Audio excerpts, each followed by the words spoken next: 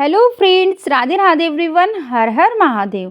भगवान भोलेनाथ की कृपा हमारे इस यूट्यूब परिवार पर सदा सर्वदा बनी रहे।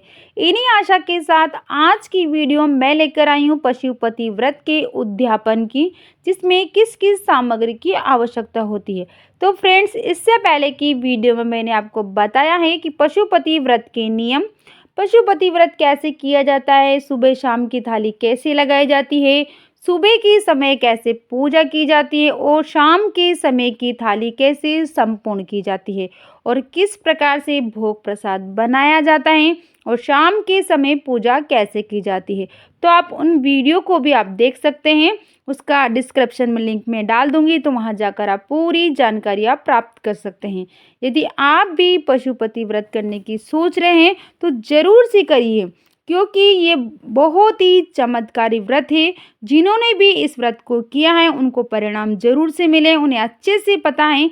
तो पशुपतिनाथ महादेव हमारी हर मनोकामनाएं पूर्ण करते हैं अगर हम बिना गलतियों को करे व्रत पूर्ण करते हैं, क्योंकि इस व्रत के कुछ नियम हैं। तो इसीलिए उन वीडियो को आपको देखना भी बहुत ज़रूरी है।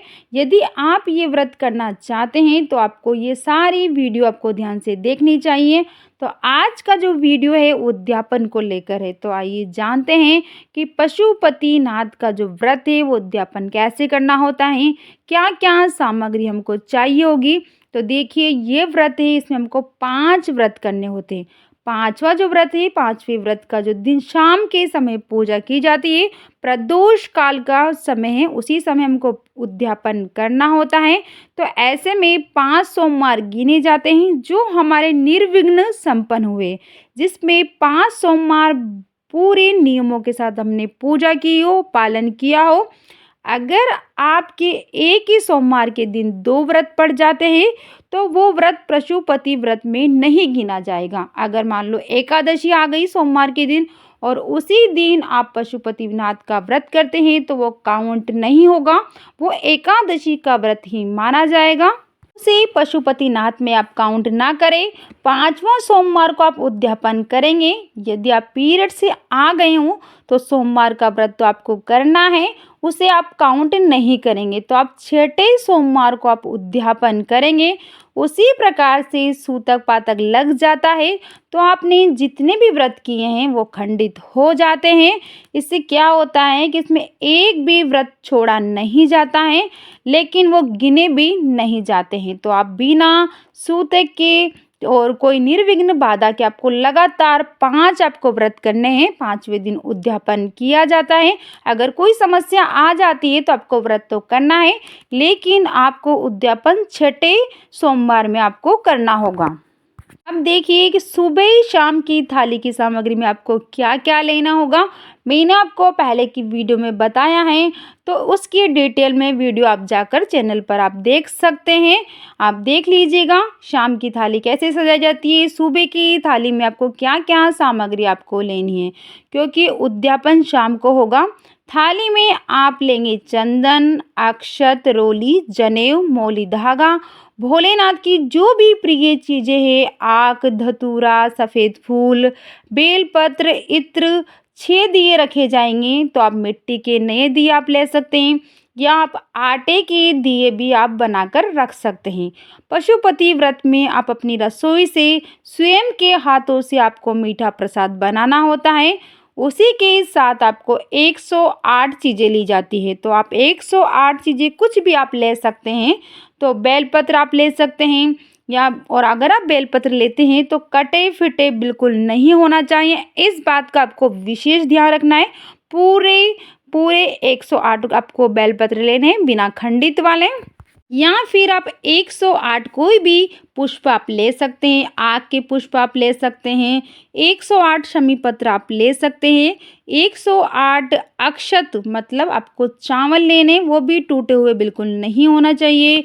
या फिर आप 108 हरे मूंग, पूरे वाले खड़े मूंग आप ले सकते हो, या फिर 108 मखाने ड्राई फ्रूट्स आप ले सकते हैं। जैसे भी आपके सामर्थ्य हो, जैसे भी आपकी सुविधा हो, आपके पास जो भी चीज़ उपलब्ध हो वो आप 108 ले लीजिएगा। और आप बेलपत्र ले रहे हैं तो आप चंदन से अपनी मनोकामनाएं भी आप लिख सकते हैं, या फिर बेलपत्र के ऊपर आप चंदन से ओम नमः शिवाय भी आप लिख सकते हैं। और हो सके तो 108 बेलपत्र पर लिखे। अगर आप नहीं लिख पा रहे हैं तो आप 8 बेलपत्रों पर आप लिख सकते हैं। एक चीज़ को आपको ध्यान रखें कि जब आप बेलपत्र अर्पित करें तब बेलपत्र की डंठल जो होती है पीछे वाली, उसको तोड़ कर ही आपको भगवान भोलेनाथ को समर्पित करना है। इसी के साथ आप भोग प्रसाद बनाएं तो आपने मीठे वाला अपने व्रत करेंगे आप, तो मीठे अन्न वाला व्रत अगर आप करते हैं तो आप सूजी का, आटे का या बेसन का हलवा आप बना सकते हैं। चावल की खीर आप बना सकते हैं। अगर आप एक समय शाम के समय आप भोजन करते हैं मीठे का, तो आप मीठे में आप कुछ भी आप बना सकते हैं। मीठे में आटे का हलवा, बेसन का हलवा, चावल की खीर आप बना सकते हैं। अगर आपने फलाहारी वाला व्रत किया है, मतलब आप एक समय भोजन भी नहीं करते हैं, अगर आपने वो व्रत किया है तो आप इसमें साबूदाने की, मखाने की आप खीर बना सकते हैं, या फिर आप कुट्टू के आटे का हलवा आप बना सकते हैं, सिंगाड़े के आटे का हलवा आप बना सकते हैं। जो भी आप फलाहारी बनाना चाहें वो आप बना सकते हैं, लेकिन व्रत मीठे का ही किया जाता है। इस व्रत में नमक का सेवन नहीं किया जाता है। इसके अलावा आप व्रत का संकल्प लें तो अपनी सेहत को देखकर ही आप व्रत का संकल्प लें। देखिए फ्रेंड्स, हमने ओम नमः शिवाय बेलपत्र के ऊपर लिख लिया है। जब भी हम कोई व्रत करते हैं तो उसका उद्यापन बहुत ही विशेष माना जाता है। बिना उद्यापन के कोई भी व्रत अनुष्ठान पूरा नहीं होता है, तो उद्यापन तो अवश्य रूप से करना चाहिए। जितनी महत्वपूर्ण हमारी पूजा होती है ना, उतनी ही महत्वपूर्ण हमारा उद्यापन होता है।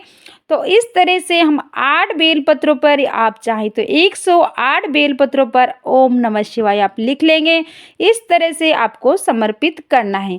जिधर हमने लिखा है उसे शिवलिंग को आपको टच करते हुए, स्पर्श कराते हुए भगवान भोलेनाथ को वो बेलपत्र आपको समर्पित करना है। और इसके अलावा अगर आपके यहाँ पर अनुमति होती है तो शाम के समय अभिषेक करने की, तो देखिए मैंने यहाँ पर पंचामृत लिया है। इसमें दूध, दही, घी, शक्कर, शहद मिलाया है। तो पंचामृत तैयार किया है और साथ में 1 लोटा जल तांबे के पात्र में हम लेंगे। घर से ही हमको जल का लोटा लेकर जाना है।